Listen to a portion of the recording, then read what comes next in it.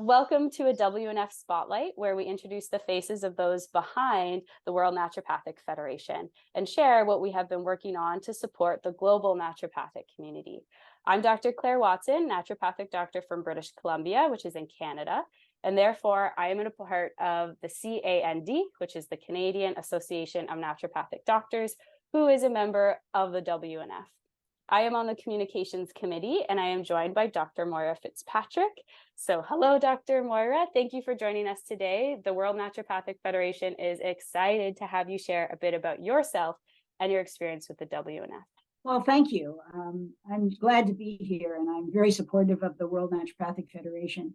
I'm a naturopathic doctor and I'm passionate about global naturopathic medicine and the health and well-being of individuals, families, communities, and our planet. And one of the things that I recognize is all naturopaths do is the healing power of nature and food as medicine. And that depends upon a diversity of vegetables.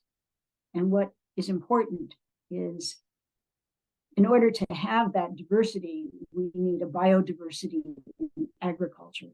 And that really depends on sustainability of agriculture and sustainability of the soil. I graduated from Bastyr University in Kenmore, and I practice in Encinitas, California.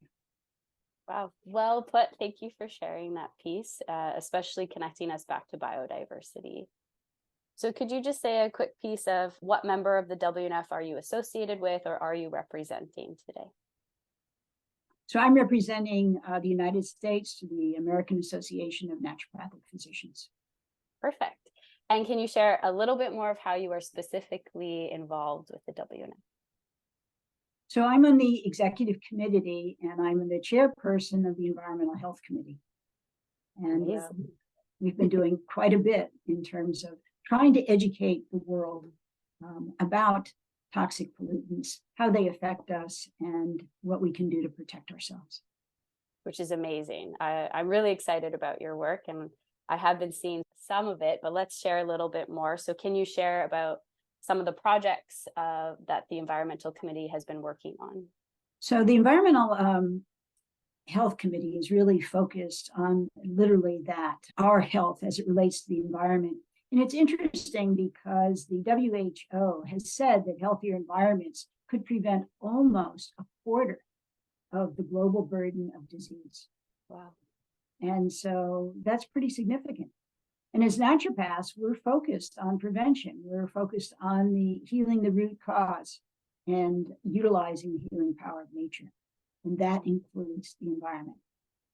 And from my perspective, we have a responsibility to be involved in sustaining the environment in which we live. And that we need to utilize the resources when we're working with our patients. For instance, just 1 hour a day in nature can improve our memory by 20%. That's pretty significant. Yes, I didn't realize it was 20%. And other things, we are all affected by toxic pollutants in our household products, in our personal care products, in plastics. We hear about plastics affecting the health of the ocean and the fish and the environment, but they affect us as humans. And the most notorious toxin in plastic is BPA. That's what gives the rigidity to plastics. It's in our water bottles, it's in our plastic containers, it's in our baby bottles, it's in pacifiers. And when you think about it, BPA is a hormone disruptor, and that can affect the reproductive health of both men and women. And so that's going to affect future generations. It's something we need to think about. And there's alternatives. We don't need to use plastic. We can use stainless steel. We can use glass bottles. We don't have to store foods in plastics. And we certainly don't have to use plastic coverings. So that's just the tip of the iceberg. Really is. Where can members and those following us find out more information about the specifics of what you're talking about? So if they go to the World Naturopathic Federation.org, and then what you'll see there is we identify what the toxic pollutants are, how they affect you, and what you can do about it. And there's a lot of research for people that really want to dive in, but there's also just bullet points. These are the essential things that you can do to protect yourself. You know, one simple thing, or there's so many apps today that you can just take a look at, you know, what's in your cosmetics, what's in your personal care products, what's in the foods that you eat. Is there a topic or project that you'd like to highlight? Well, I think one of the topics that's most important is personal care products. Yes. Because on the average, each person applies 11 personal care products to their body each day. That's about 126 different chemicals. Wow. And when we utilize creams and whatever it is that we're using, those toxins don't go through the liver. They go right into our skin.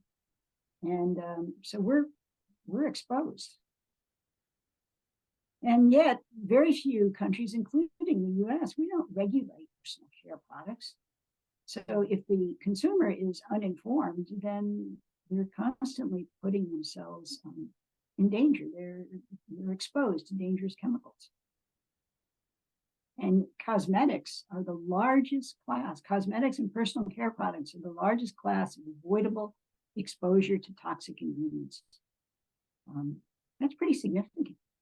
It's quite huge. And just in it is, and in cosmetics alone, there are endocrine disruptors that are associated with asthma. You know, you take into account also the pollutants in the air, allergies, infertility, and this ought to get somebody's attention: reduced testosterone production.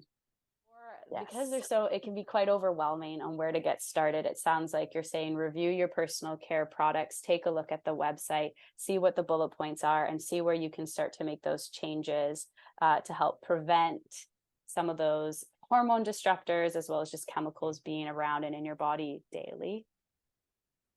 Yes. Mm-hmm. Yes. And, you know, there's so many other topics there. There's also food. The more we can eat food that's organic or local, the cleaner the food. And then there's a whole section on health conditions, from women's health to diabetes to obesity to we're filling out those topics as well. Yeah. You know, many people think that obesity is just related to overeating, but it's not. There are many toxic pollutants that contribute to obesity. The toxic pollutants are affecting our health in so many different ways.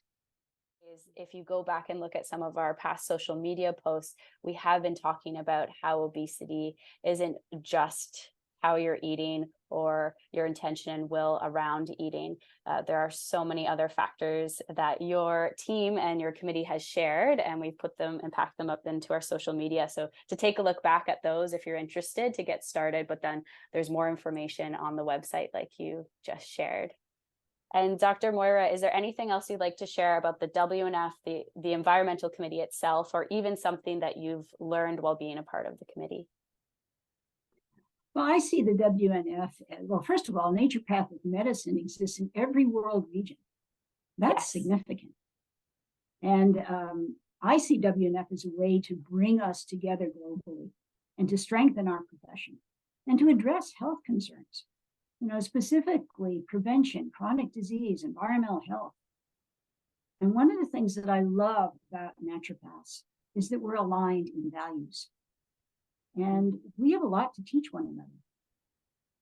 And I think that naturopaths are the healthcare providers of the future. And one of the things that's most important and near and dear to my heart is that we recognize the importance of a clean, healthy, sustainable, and just world. And that there are solutions out there. And if we all come together, we can help educate and implement those solutions. Beautifully said, and what a beautiful message to end our interview on. Lots to consider and reflect on how we are such a global community as a naturopathic community, but just everyone as a whole. So thank you so much, Dr. Moira, for introducing who you are, showing your face and your involvement with the WNF. And from me, but also from all of us, thank you for the work you have done and you continue to do. And for those watching, thank you so much for tuning in. You can find the link that we've been discussing, the WNF's environmental website, in the caption. If you have any questions, feel free to write them in the comments or reach out. Also, like I said, take a look at our past social media posts for more environmental facts and information. And lastly, if you find yourself as an interested individual naturopathic doctor or naturopath who wants to get more involved, take a look at the list of members on our website and reach out to the one that represents your country, or reach out by our other means. So thank you again so much. Dr. Moira, any closing statements from you? Thank you very much for all that you do for the World Naturopathic Federation. Oh, thank you. And for everyone and Dr. Moira, stay tuned as we will have more WNF spotlights in this year to come. Thank you.